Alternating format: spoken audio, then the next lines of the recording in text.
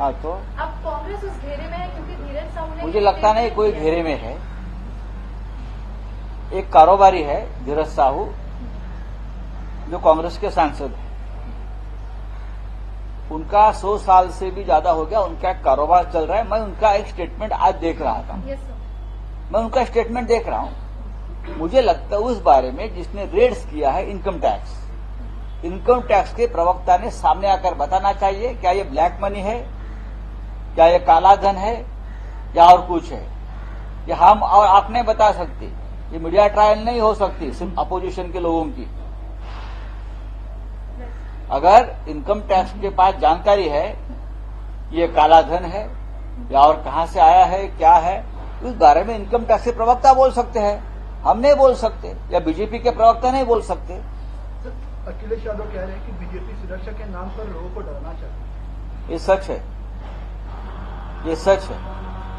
और 19 तारीख को जो दिल्ली में इंडिया की बैठक है, उसमें ये सभी विषयों पर चर्चा हो जाएगी। सर, आज मोर्चा निकलने वाला है आपकी पार्टी की तरफ से, कैसे देखते हैं? सर, दिल्ली का दबाव जो है बचाव से ये देखो, धारावी बचाओ यह आंदोलन मुंबई में चल रहा है, महाराष्ट्र में चल रहा है। धारावी गरीबों की बस्ती है, दलितों की बस्ती है, दलितों की बस्ती है। उन सभी को घर मिलना चाहिए। सालों साल से वो किचड़ में रहते हैं।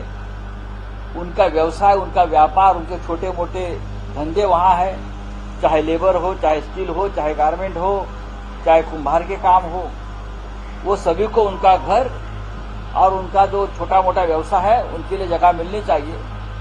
लेकिन इस बहाने धारावी डेवलपमेंट के नाम पर ये पूरा 570 एकड़ का प्लॉट, 570 देश का सबसे बड़ा प्रोजेक्ट है ये, 570 एकड़ की जमीन भारतीय जनता पार्टी के दामाद जी श्रीमान अडानी के हाथ में दी जा रही है। मैं ये मानता हूं इस बहाने मुंबई बेचने की ये तैयारी है, ये मुंबई बेचने की तैयारी है और हम ये होने नहीं देंगे। देश का सबसे बड़ा टीडीआर घोटाला इस प्रोजेक्ट में सामने आ रहा है। सर, आपकी पार्टी के एक नेता है जो दाऊद के सहयोगी के साथ नाश्ते नजर आए, उसको लेकर फडणवीस ने कहा कि एसआईटी लगा दो। एसआईटी आप जो है, एक एसआईटी की बरसात हो रही है, उसके ऊपर एसआईटी, उसके ऊपर एसआईटी। जो एसआईटी हमने बनाई थी वो तो आपने रद्द कर दी।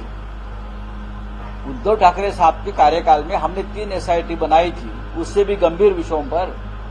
हाँ, वो तो आपने, चाहे वो जीतू नवलानी वाली एसआईटी हो या और हो, आईएनएस विक्रांत का घोटाला था, वो तो आपने एफआईआर क्वाश कर दिया।